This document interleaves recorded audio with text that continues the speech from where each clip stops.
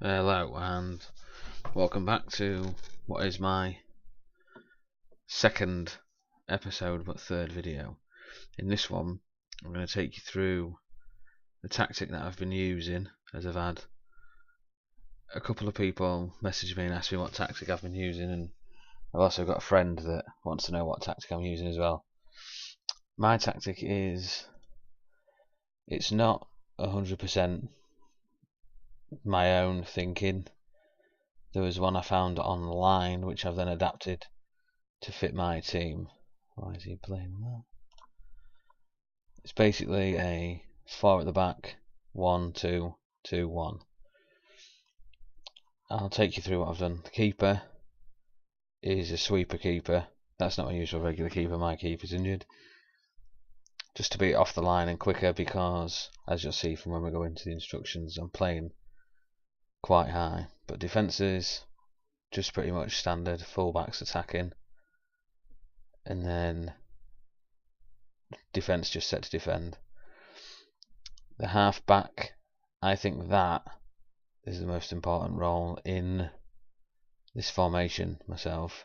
I've never used a half back before, and I never really knew what I want. But basically, when you ain't got the ball, he'll sit in there. The players are sort of like a centre back, slightly just in forward, intercepting the ball away from them. And then when you aren't, he provides cover for your two centre midfielders to go back. It's important, so I'm told, that when you're playing a half back, it needs to be your player with the best passing, because obviously when he wins the ball, he's got to distribute it, and you don't want him to be losing the ball in and around your penalty area. So I've got Diego Poyet here. He's got passing of 14. He's got some brilliant stats, to be fair, for a free player. And then the two centre midfielders, one just on attack, one on support. So when you go forward, he bombs forward. When not, he sits in there and defends. Sometimes if I'm playing a team that I'm a lot higher in the league, I will set this one to advanced playmaker, but I don't really have anyone that can play that role, so I just leave it centre midfield attack. On the formation that I saw online, there was two inside forwards that were playing support roles, but I prefer to play them as attacking, because basically Phillips, Poyet and the back four keep everything in check, and then the striker was more of a deep lying forward, but I changed it to a target man because it just suits Chris Wood, and that's how he bags up all of his goals, playing in there. But the majority of my team can fit in amongst that formation. So anyway, that's the formation, that's the characteristics. If I'm playing a game and I'm not really getting many shots on goal, but I'm under the cosh a bit, I'll drop these two to support and then put both of them to be defensive, just to try and hold it out. But so far I'm playing as that, and that's working. The other thing I learned is I always used to just put one in here and then have three different formations, but if you put all basically the same, or there or thereabouts, just slightly tweaked, when your players are learning them, it's quicker for them to bring up the familiarity up to fluid. So that's why I've got all three of them, but a little bit different. So onto the team instructions. Just play team shape fluid.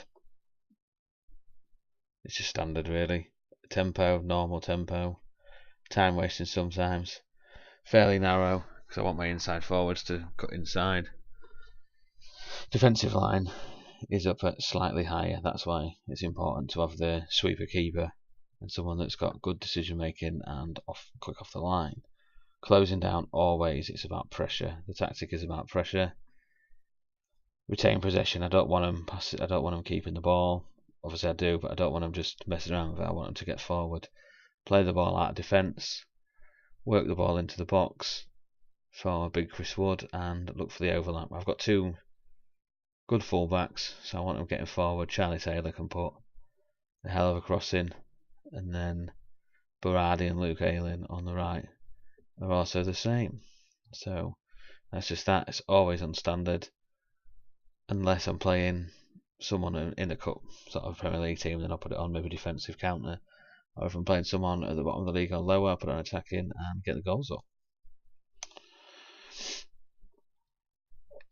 Then I don't have anything particular for corners, it's just a standard one that I've always used.